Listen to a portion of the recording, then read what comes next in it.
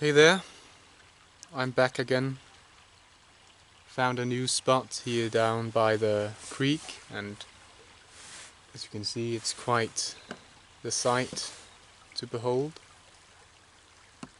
Very nice, very placid, very idyllic, and completely perfect and just unhurried. In in contrast to most of modern life, which will be the subject, of course, of today's talk. Quite conveniently so, perhaps.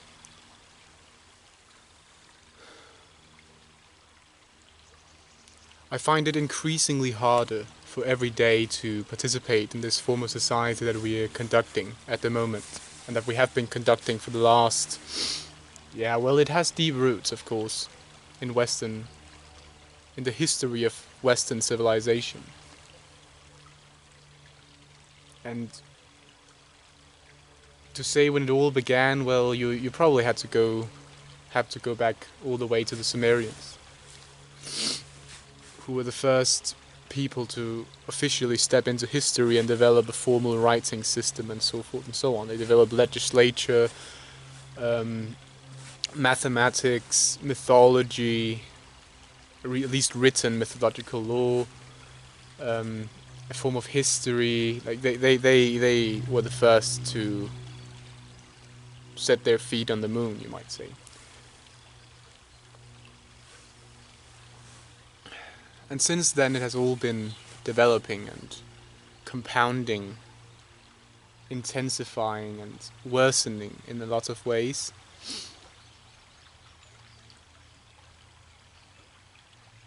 So here we are at the moment.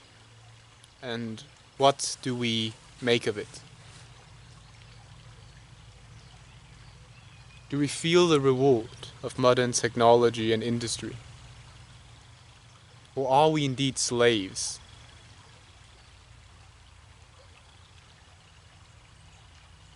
Tossed into the eddies of chance and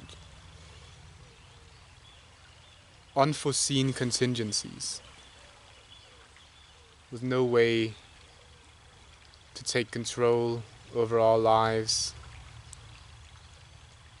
other than to opt out entirely of this modern socio-cultural charade that we call society, I suppose.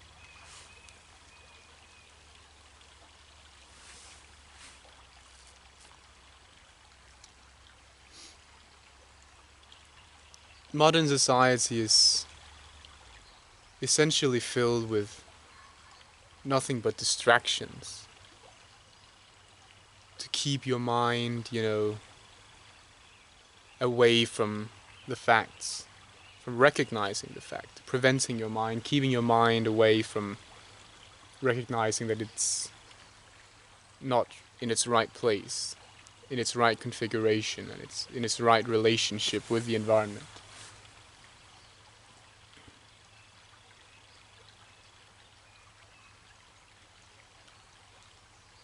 Advertisement, consumerism, materialism, physicalism, it's all a scheme to hoodwink all of us into participating in a modern form of slavery, where we abdicate all personal autonomy so as to become participating members of this societal machine, to which we must, of course, in order to gain access thereto, hand over our own personal freedom, self-sufficiency, even our own human identity.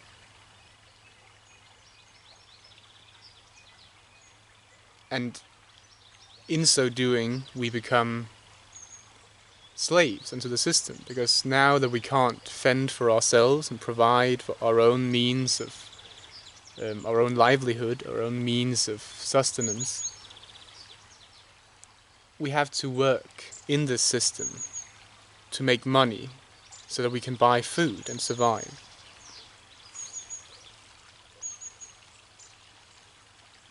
Heed my words when I say that is not the natural way for a man to conduct his life. That's not how our ancestors, distant ancestors, lived. And that's not how we should be living now. We should be focused to a much greater extent on realizing individual autonomy and self-sufficiency.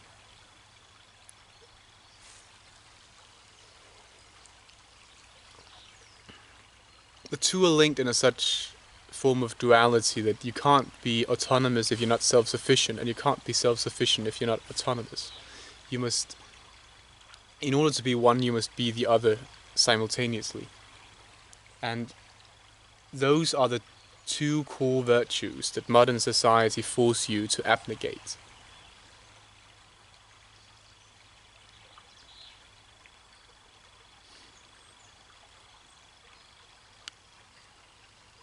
I don't think people should be working for money.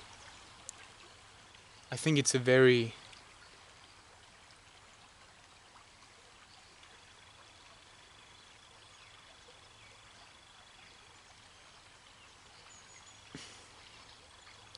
unnatural, perhaps even demonic way of orchestrating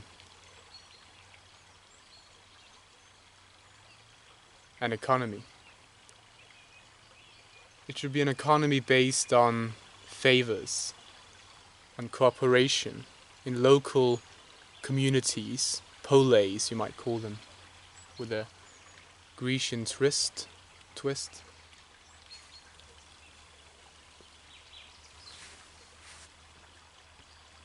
It's not healthy for a person to be living in these big societies, very big and disconnected and disordered, shambolic.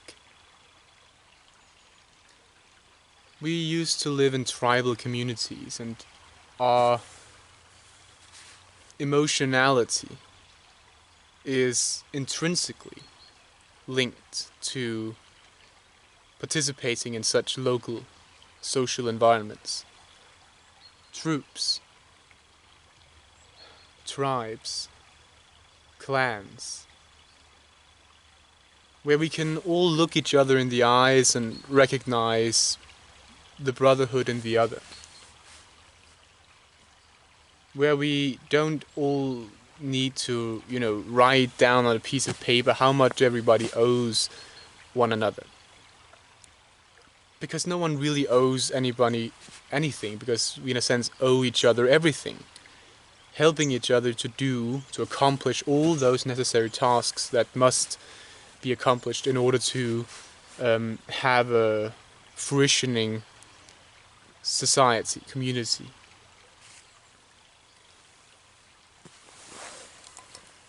We all have different abilities to offer in this regard, and we can all exchange favors from these abilities. And that's how I think we should be working. I don't like going to work in some environment where I wouldn't naturally find myself. I don't think that's natural. You don't do it with all your heart. You try, of course, because you want to be a moral person and you want to do good by others, and you want to be the kind of person who does a job the best he can, so as to make the most of the experience for the, you might say, customer, client, whatever kind of occupation you happen to be concerning yourself with. But deep down, there's something very unnatural, something very misplaced about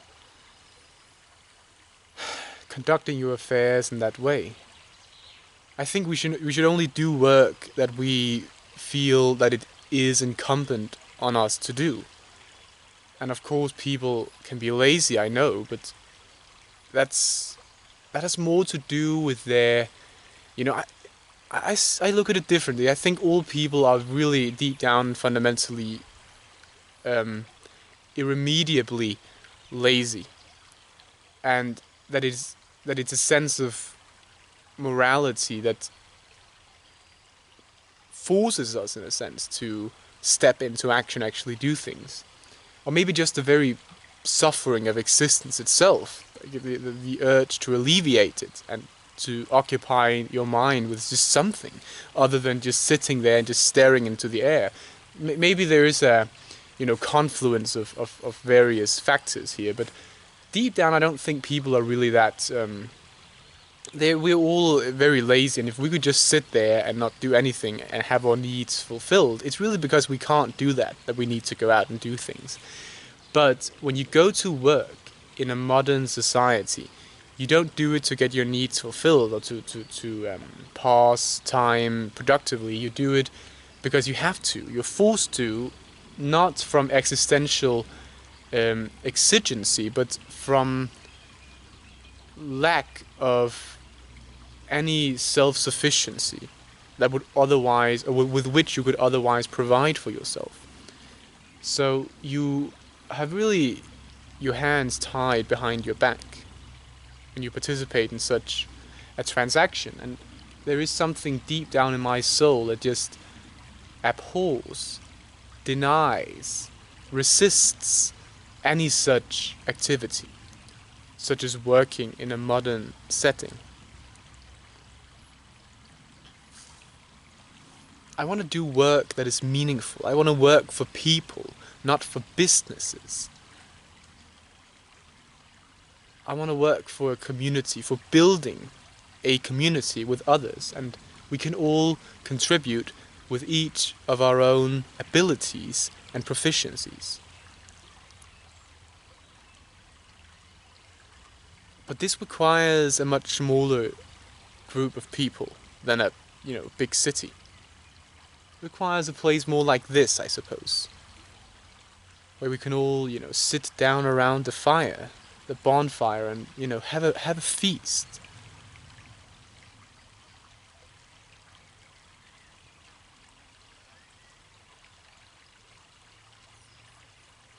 I can almost just picture it, and it's a beautiful scene to behold, to envisage, and my heart, in all its profoundest depths of longing,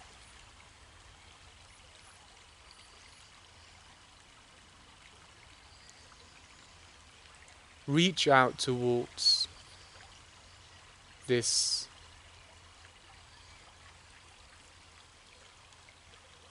ideal fantasy, vision, dream, hope, desire, with unfathomable intensity.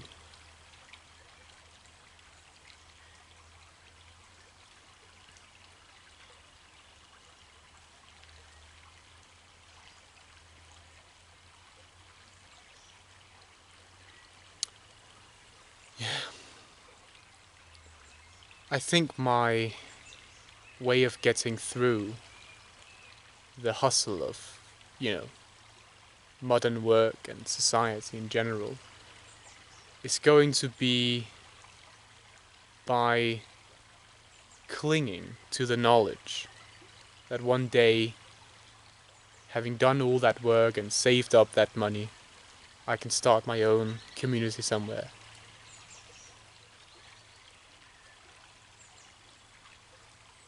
Because if, apart from that vision of a better, more ideal future, I cannot pull through. This is not a society that favors he who has heart, who believes in a meaningful identity of reality,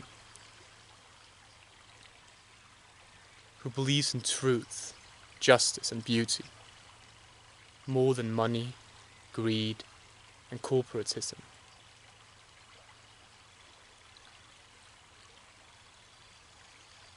Yeah, we haven't even talked about the banks, but it will come, trust me.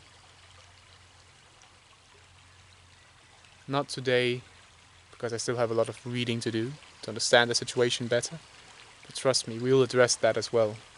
How society is really fundamentally corrupt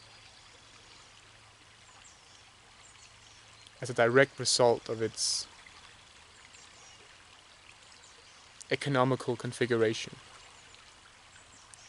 How we all forced to slavery under the thumbs of the bankers, the central bankers, the international banking organizations. We'll get there, trust me. But now it's about society.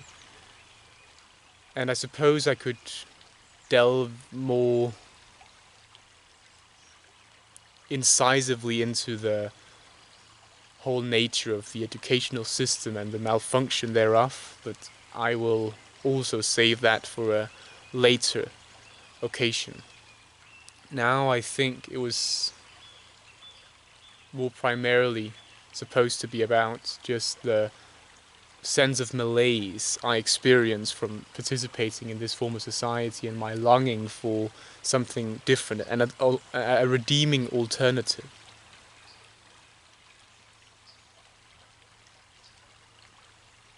I do not get how any man... Let me rephrase that. No man who wants to be free can participate in this society forever.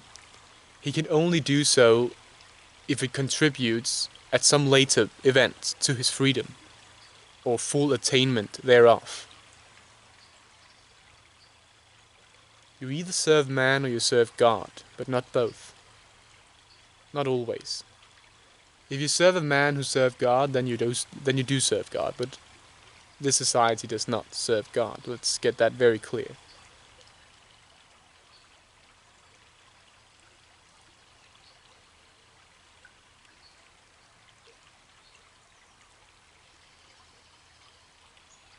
In all its essence, I'm afraid to say this society is satanic.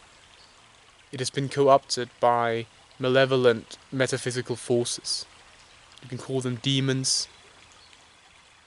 You can call them what you want, but they are still the same. And they've parasitized the minds of our leaders. And they've allowed that to happen. They've actually, in a sense, beckoned them closer. Beckoned them into their hearts. You know, you always have to let a vampire into your house. It can never just enter. It has to ask you for permission, and you have to grant that permission before it can enter your household and possess or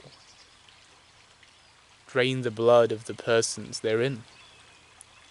So a demon never enters your house unless you've asked it to. And many people in this society are asking for that constantly. And you can feel people who are possessed by these forces. If you are aware of these higher levels, of people who are treading the road to hell, to existential annihilation is what it's all about.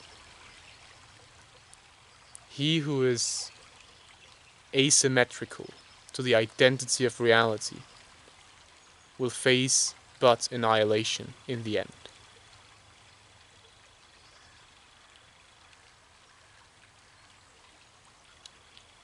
So take action while you still can. Get out of the system. Acquire your freedom. And follow the will of God, rather than your own petty desires and conator.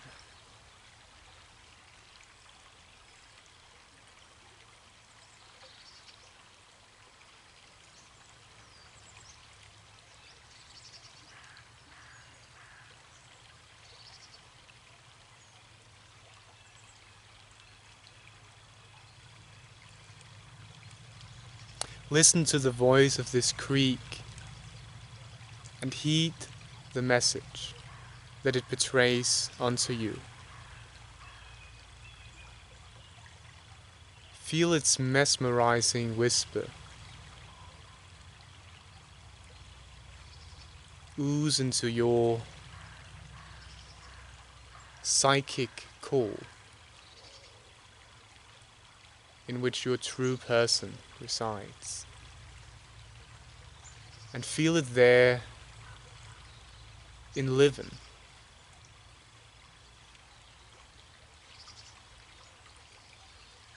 Some dampened spirit from its slumber, and stir it, stirring it into movement anew.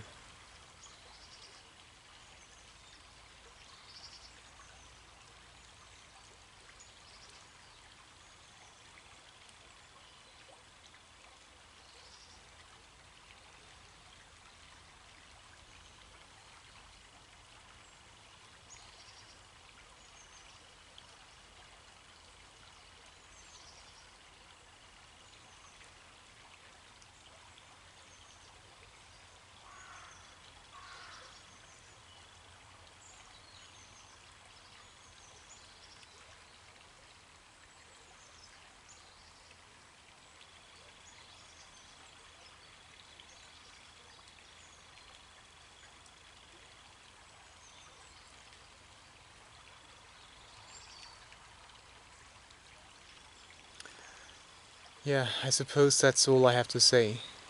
So, fare ye well, brothers and sisters, and I suppose we'll see each other at some later event. That was it from here.